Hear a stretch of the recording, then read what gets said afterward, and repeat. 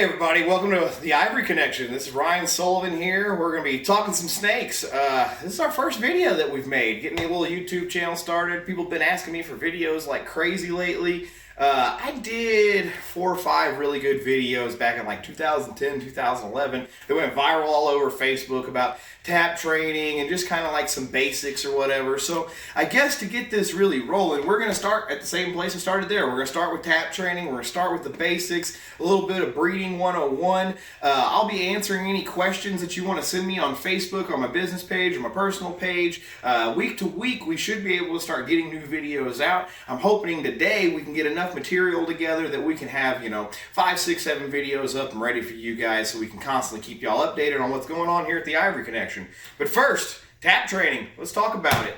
So like, retics especially get this really bad rap being aggressive. And some of them are. Some of them are dickheads. I'm not going to lie to you. But for the most part, really, they're food motivated and they're food aggressive. It's not a personal thing. When they meet you at that door, it's because 90% of the time when you open that door, it's to give them food. And that's what they're looking for and that's what they expect. Anything you do 3 weeks in a row, the exact same with these animals, they're intelligent. They pick it up. That's their new routine. So down to like, if you look at a cage like this one right here, it's got double doors. I really only feed from the right and I only handle from the left. And I do that consistently. Those are things that are going to be picked up and become part of your routine. So we're talking about tap training. Let's just go ahead and we'll go back to this girl since she's right here at the glass already looking at us. She obviously would love to have a rabbit. I've got a couple falling in the next room over that are not for her, but she knows that it's in the air. So when I open this door, boom, right off the bat,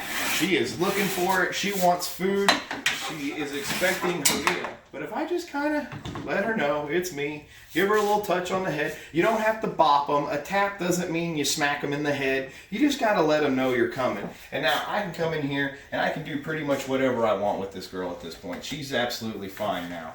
So that's the idea behind tap training. And it works big snake, little snake, whatever you want to do. If you come over here, we'll talk some little snakes. I open up, well, let's see here. I'll open up somebody that I know is particularly kind of ornery maybe. Who do we got? Somebody that's a little hot to trot. This guy. So, got one of my little hybrids here. This is a half blood python, half ball python. It's a leopard matrix. And he's pos het pied on the ball python side. He's pos het T positive on the blood python side. Really unique animal. But you can see he's essed up. He's looking for food. If I just kind of gently touch him on the head though and scoop him up from underneath and fully support him, he's fine.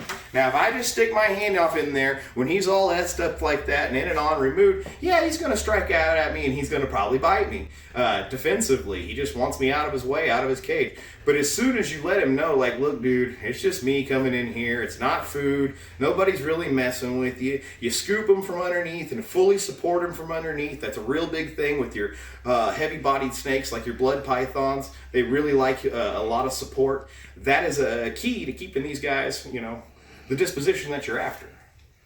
So we'll just kind of put him back, and maybe we'll tap and pull somebody else here. Who else did I see that was kind of essed up here? So another little girl, you want to kind of get in there. Very special girl. This girl right here is actually my super atomic paradox. It's a little bit of everything going on here. This snake might also be a tiger. It might be a few things. But you can see, I didn't even have to tap her. She realized we weren't food. We weren't what she was looking for. You can pick her right up and do whatever you want now. But if you had just stuck your hand right off in there when you first open that tub, she thinks food's coming. That's what she wants. She's after a meal. And you get a good look at that pattern, man. That snake is just incredible. There's nothing else like that anywhere in the world, I promise you. Hopefully we'll have some more supers this year and a lot more atomic stuff and some more combos, and we should be releasing that to the public finally. I'll just kind of stick her back in there for right now. Come back and clean her a little bit later. Works on bigger guys too. I've got to pull this male and move him back. He has been breeding and doing a bunch of stuff for us. This isn't really his cage, just kind of where he's been temporarily housed for a little bit. And you can see, boy, he would really like a meal right now. He just had a shed. He's peeled out all over that water dish right there that we're going to get out and scrub. But He would love it if I was a rat. He really is not looking forward to anything else. But if you just kind of let him know it's you coming, tap him gently on the head. Now, this little guy will come right out and he'll do whatever you want. He acts just fine. And, you know, these big breeder males always get kind of a bad rep too. They can be bad. They can actually, you know, be all kinds of ornery and cranked up and throwing arches and biting at you during the breed season. But it doesn't mean that they're all going to be that way. I would say it's honestly not the norm here in my own personal collection. I've had some incidences, I'm sure most of y'all are aware of my big one, where a large male has messed my day all kinds of up. But if you watch them, if they're not arching and they're not acting crazy right off the bat, you shouldn't necessarily just expect that every male during breed season is going to be a wild animal. They can be worked with still. Now, if one is bucking and arching and acting all crazy, don't mess with him that day. That's really all there is to it. You're not going to force these animals to do anything they don't want to do. You need to get on their level, and you know, when they're having a bad day and they're in a mood, you just don't push them. You lock up the door and you go, you know what, I'll come back in here tomorrow. I'll come back in here in 3 days when you've calmed down and we'll try this all over again. Tap training, the Ivory Connection, Ryan Sullivan. Y'all have a great weekend.